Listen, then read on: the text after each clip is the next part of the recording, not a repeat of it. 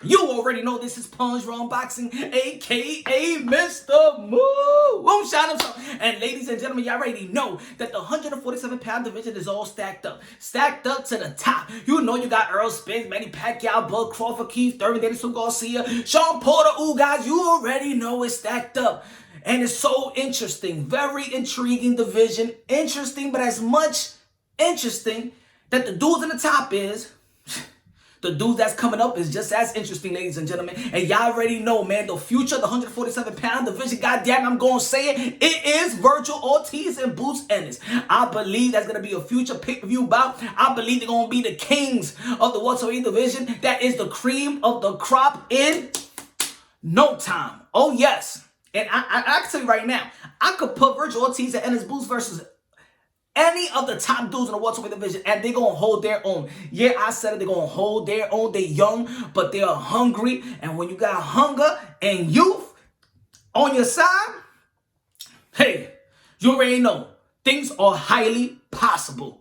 Now, Vergil Ortiz, which I consider, well, man, you know I break things down unbiasedly, logically, and objectively, but Vergil Ortiz, man, that dude, I love that dude's style of fighting. Vergil Ortiz, earlier today, had a Instagram live with Golden Boy Promotion. He was talking about, you know, not a lot of things pertaining to boxing, but when he was talking about boxing, and of course, the names that's gonna come to play is Errol Spence.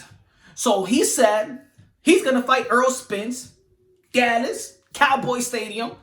But not in 147 pounds. He gonna fight in 154 pounds. And you know what? That sounds just about right. That sounds accurate, because I believe that Errol Spence, at this point of his career, and even a guy like Keith Thurman, a guy like Sean Porter, and maybe a Daniel Garcia, not Daniel Garcia, but the other guys that I just mentioned first, I believe they have overstayed their welcome in the 147-pound division. And I believe that they should move up in 154. And I also believe that they could actually regain that type of power and probably an invincibility that they used to have in 147 pounds when it was coming up. The type of invincibility that Boots Ennis got. The type of power that Vergil Ortiz displayed. I believe the 154-pound division, I think they stressing their body out in 140. I think they overstayed their welcome. They've been there for what, 10, 12 years. They gotta go. You got to go. You know, and they're already having weight problems. Errol Spence already said that he's been having a weight problem, that he walking around almost 40 pounds. I wasn't talking about Andy Ruiz. Anyway, 40 pounds over the fight limit. I think that's too much. Walking around in 190 pounds, 180, he said 189, but you know, estimate that, rounded up to 100. Yeah, 190 pounds. I did good at math in high school. Okay, so I believe that's a great fight. And Vergil Ortiz, which was a big 140-pounder, going to the 147, he also said that he's willing to campaign 154, and I believe that's a great matchup. And he also stated that Errol Spence ain't that special. If y'all know in the sport of boxing, these guys was stable. These guys was working out with the same trainer 2 years. He stated also in the live show, they probably brought up fighting the same style. You know how Vergil Ortiz is a body snatcher, be cracking ribs and things of that nature, man. He be going after that rib, man. His rib shot sounds like gunshots. Pow! Oh Lord, you looking at the arena and be like, damn, somebody got shot. Oh no, that was a body shot. Oh no, I ducked. I thought somebody really got shot. It's Vergil Ortiz. My fault. Pow! Oh, man, what happened? Oh Lord. So I know I'm always exaggerating, but you know what I'm talking about. Vergil Ortiz is a monster. He's a monster. And the style that Errol Spence and Vergil Ortiz, if you look at them and come up, they usually have that similar type of style. The only difference now is Errol Spence as hungry as Vergil Ortiz. See, that's the difference. That's the difference. Can Errol Spence, by the time that Errol Spence and Vergil Ortiz fights, who's going to be the hungry one? Who's going to be the young one? Who's going to be the fresh one? I think it's going to be Vergil Ortiz.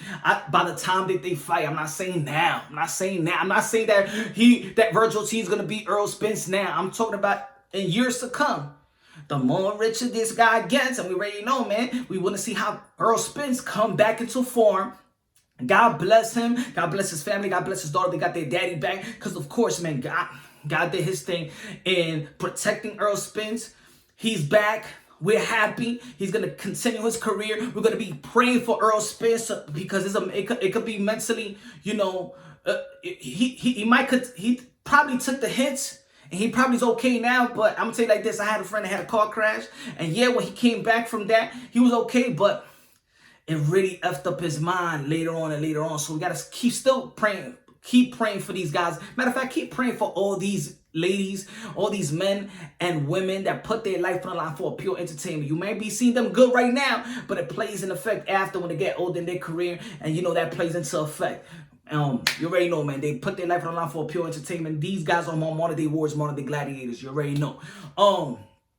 So he said that they got the same style. He don't see him as special, and I believe that Errol Spence, he is what Vergil Ortiz was trying to say. He is big, he is strong, but he is very fundamentally sound, and he fights the same way, in my opinion, and in his opinion. And I believe that's why he wanted to fight guys like Keith Thurman, because I think he sees some type of different styles, unpredictability with Errol Spence. I think the only thing that they do have, they know each other. They from Dallas. It could be good money. They know each other's style. Vergil Ortiz said that would be an easy fight because it's not hard to figure Errol Spence out. He fights the same way. He knows his style. He's not gonna do anything that's unpredictable. So I believe I get what Vergil Ortiz is trying to say, and I've been saying the same thing about Errol Spence for quite some time. You know, he has very fundamentally sound. He does almost everything right, but he's predictable, and he's gonna come down with one style. Jab to the body, boom, get you in, use his elbow a little bit, bam, bam, bam, then pull out, and again. But he keeps himself in line. His offense dictates his defense. So I believe Vergil Ortiz sees what a lot of hardcore boxing also sees. But that doesn't mean you gonna stop that freight train. That doesn't mean you gonna stop Errol Spence. We know what's coming, but that doesn't mean he's easy. He got grit. He throws high volume punches. And also he could take the hits. We learned that from the Kell Brook fight. We learned that from the Shawn Porter fight. And we also learned that he could carry that power into the later rounds. You saw how this guy got knocked out. Maybe, put it this way. We've seen Shawn Porter get knocked out 2 times in the later rounds. Maybe his chin doesn't hold up later. We seen him get rocked in the 10th round versus Keith Thurman. We seen him get put down by Errol Spence in the later rounds. He got put down by Andre Broner. Now it seems like we seen a pattern, right? Shawn Porter in the later rounds, that's when he actually gets kind of weak, not only in fatigue, but chin-wise too. Okay. Anyway, I'm just keeping it real. I'm just telling y'all what I see. Anyway, like I said, man, the future is Vergil Ortiz. He's gonna be the king, 147 pounds with boots, and both of them are gonna be kings, and then we're gonna see who's gonna be the king. I said it. Let me know what y'all feel. Put your comment in the comment box. You already know I chop it up, man. Shout out to my people from California, Mexico, from Dallas. You already know. Houston, Texas. Love y'all all, man. This for y'all. This is content for y'all, because y'all gonna be the ones talking ish. So let me know what y'all think about that fight. Let me know what y'all think what Vergil Ortiz said, that Errol Spence ain't that special.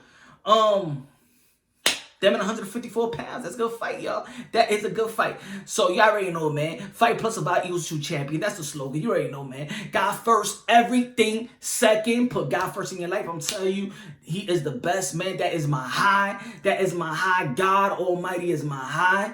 And gain a personal relationship with him. For the people that's been also for the people that's been affected by the coronavirus, my heart and prayers go out to y'all. Keep on fighting. The human race is going to keep on fighting. We're going to end this coronavirus. We're going to, knock it out. I love y'all all. Merch is coming soon. Also, stay tuned to the podcast, the Smelling Salt podcast. Right now, we on episode 5. I'm about to do episode 6. It's going to come right soon. Check it out. This is the best move in the sport of boxing, baby. The bout. Oh, man, God bless. On to the next.